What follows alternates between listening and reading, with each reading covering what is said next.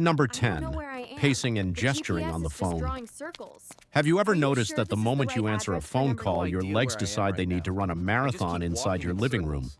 Are you still there? You start in the Told you I'm kitchen, looking wander for it. into the I checked bathroom, the and kitchen, stare at the yourself in the bathroom, mirror now for the no garage. reason. It's You not here. physically cannot sit still. It gets I don't know worse. what you're You talking start about. waving your A hands ghost around like you are now. landing a Look, you plane, have the even though wrong the number. person on the other end literally cannot see you. You are performing a one-man mime show for an audience of 0. It looks insane, but science says you aren't crazy, just chemically confused. This happens because your brain is desperate for visual input. In face-to-face chats, we rely on body language. On the phone, we only have a disembodied voice. Your brain tries to compensate for this missing data by generating its own physical movement, translating thoughts into kinetic energy.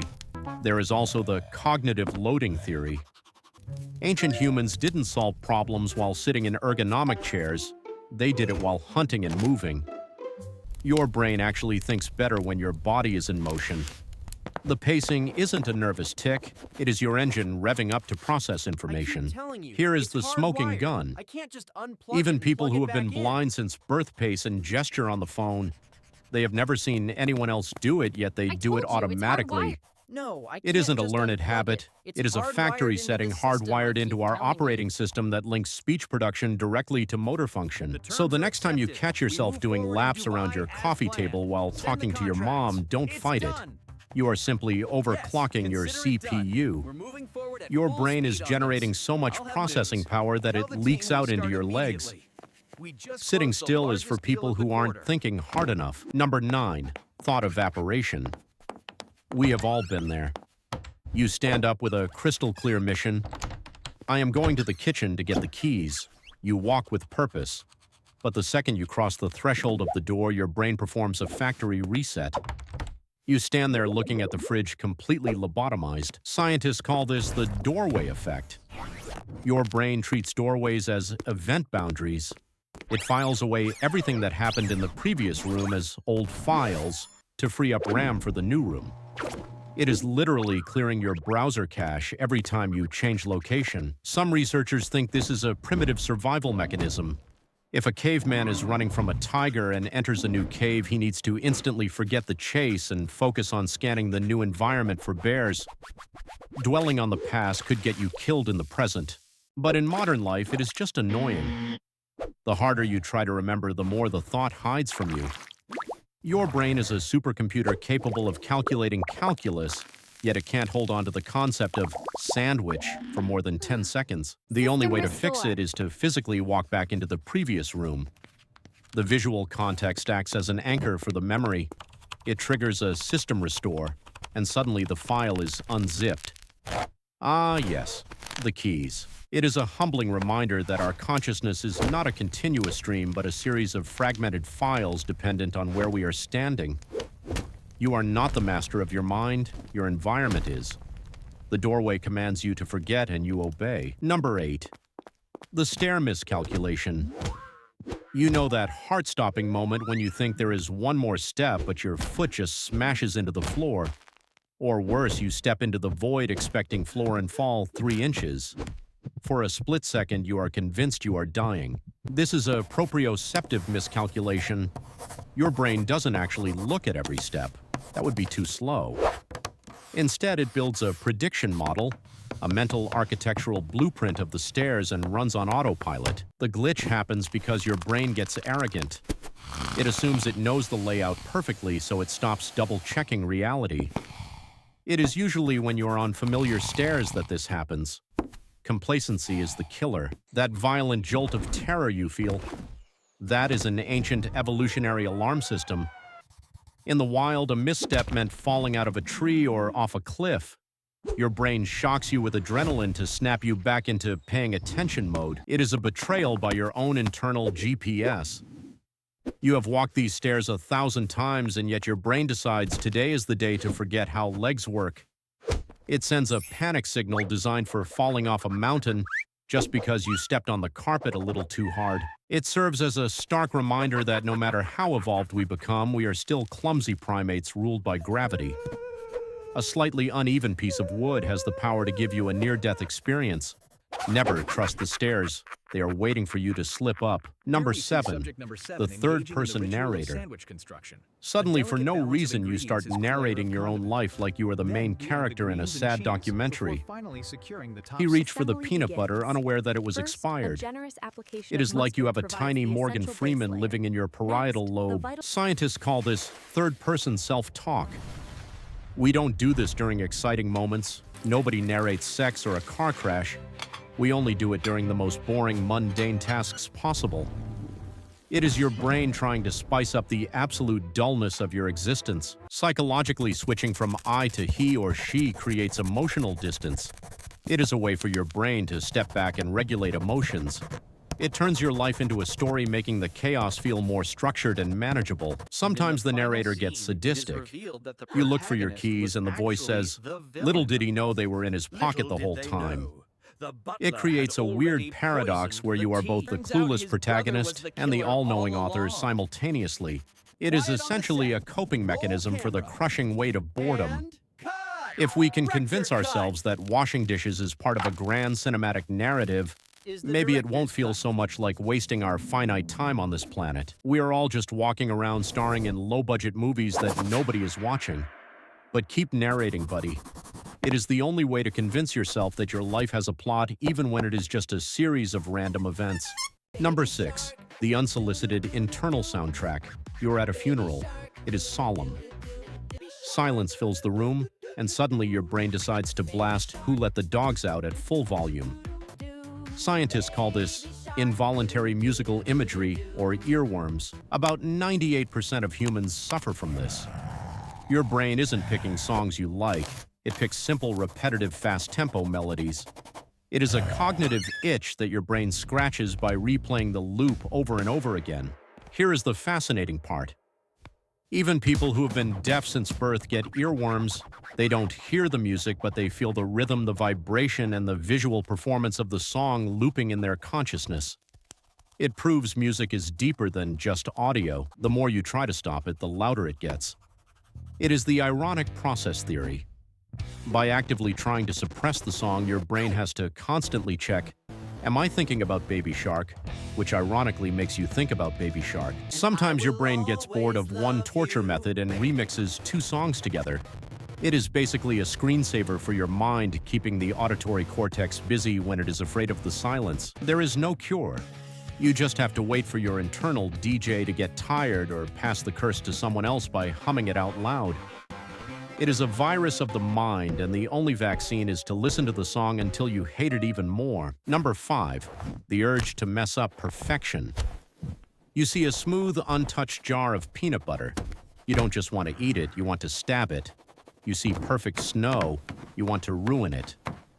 This is called destructive play, and it is a universal human glitch. It is selective. You don't want to slash the Mona Lisa. You only want to destroy temporary, mundane perfection. Something in your brain sees order and thinks, "I need to prove that I exist by altering this."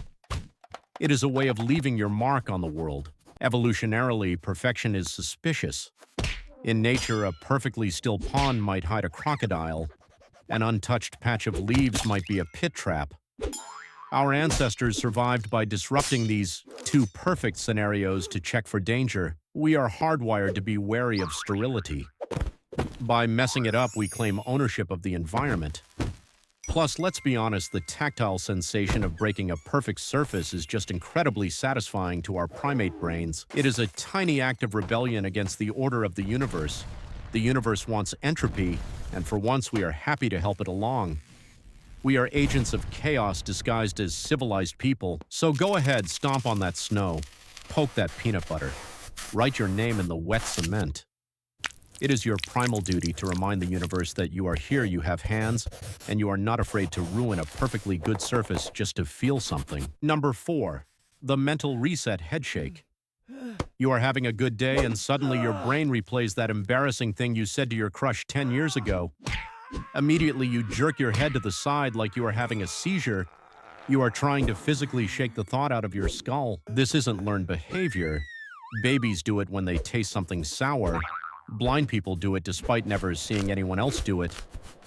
It is a deep instinctual rejection reflex. Your body treats a cringe memory exactly the same way it treats a bitter poison. It is likely an evolutionary leftover from animals. When a dog gets wet or stressed, it does a full body shake to reset its state. We have minimized this to a quick head jerk, but the function is the same. We are trying to reboot our mental state. We are trying to hit Control-Z on our own memories. Unfortunately, the brain doesn't have an undo button, so we just end up looking like we are dodging an invisible bee in public. It is a physical error message for a mental glitch. The worst part is that the shake often strengthens the memory. By reacting so violently, you are telling your brain, "This is important," so it saves the file with an even higher priority. You are fighting a war you cannot win. The memory of the shake will eventually become its own cringe memory, causing you to shake your head at the memory of shaking your head. It is a vicious, infinite cycle of shame that proves our brains are just sadistic tormentors. Number 3. Nightmare logic. In a dream, you are having tea with your grandma, but she is a giraffe wearing your dad's sweater, and you just nod along like, "Yes, this makes perfect sense." In waking life, you'd call an exorcist. In a dream, you just ask for more sugar. Scientists call this dream logic. It happens because the prefrontal cortex, the CEO of your brain responsible for logic and fact-checking, goes offline during REM sleep. The boss is on vacation, leaving the interns' emotions and memory to run the office. Without the logic filter, your brain connects random concepts without question. It mixes memories, fears, and faces into a nonsensical soup. And because the skepticism center is powered down, you accept the plot holes with absolute conviction. One theory is that this is a safety feature. If dreams were logical and realistic, we might confuse them with real memories. By making them batshit crazy, your brain ensures you know the difference between reality and the time you fought a crab with a spoon. Your sleeping brain is the worst writer in Hollywood, and yet you are the most captive audience. You will watch the whole movie, accept every continuity error, and only realize it sucked when the credits roll. It is a nightly reminder that reality is just a fragile construct held together by a thin layer of brain chemistry. Turn off one switch and suddenly giraffes are grandmas. Sleep tight. Number 2. The false familiarity wave. You see your friend Sarah. You wave excitedly. You scream her name. As you get closer, you realize it is not Sarah. It is a complete stranger who now thinks you are on drugs. The horror that washes over you is visceral. Then comes the recovery dance. You transform the wave into a hair fix. You pretend to wave at someone behind them. You check your phone aggressively. You will do anything to avoid the reality that you just greeted a random NPC. This is a glitch in your pattern recognition system. Your brain is designed to identify friends quickly to build social bonds. It prioritizes speed over accuracy.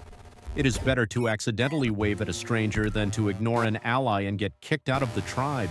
That spike of panic you feel, that is a legitimate fight or flight stress response. Your body treats this minor social awkwardness as a physical threat. To your lizard brain, social rejection is as dangerous as a wolf bite. There is no recovery. You have to move to a new city and change your name. That stranger will remember you forever as the weirdo who loves waving at people he doesn't know. The shame is permanent. It is a cruel joke that our brains are programmed to seek connection but punish us with death-level anxiety when we connect with the wrong person. RIP to your dignity. Number 1. The giggle loop. You are in a serious meeting, or worse, a funeral. Absolute silence. Suddenly, your brain whispers a joke. You think, "I must not laugh." But the more you try not to laugh, the funnier it becomes. You are now trapping yourself in the giggle loop. This is the ironic process theory, again, but on steroids. The seriousness of the situation acts as a multiplier for the humor. Your brain knows that laughing would be a social disaster, which makes the idea of laughing incredibly absurd and therefore hilarious. You try biting your cheek. You try thinking of dead puppies. But now you are smiling while thinking about dead puppies, which makes you a psychopath. You are trapped in comedy quicksand. The more you struggle, the deeper you sink. It is like your brain has a built-in self-destruct button for social status. The graver the situation, the stronger the urge. It is your mind trolling you into oblivion, testing your ability to conform by forcing you to rebel. Eventually, the pressure wins. It comes out as a weird, high-pitched snort that sounds like a dying seal. Now everyone is looking at you and you have officially ruined the moment. You have failed the test of civilization. We are complex biological machines capable of space travel and poetry, yet we cannot stop ourselves from giggling at a funeral. We are flawed glitches in a meat suit forever at the mercy of our own wiring. Humanity is weird. Thanks for watching.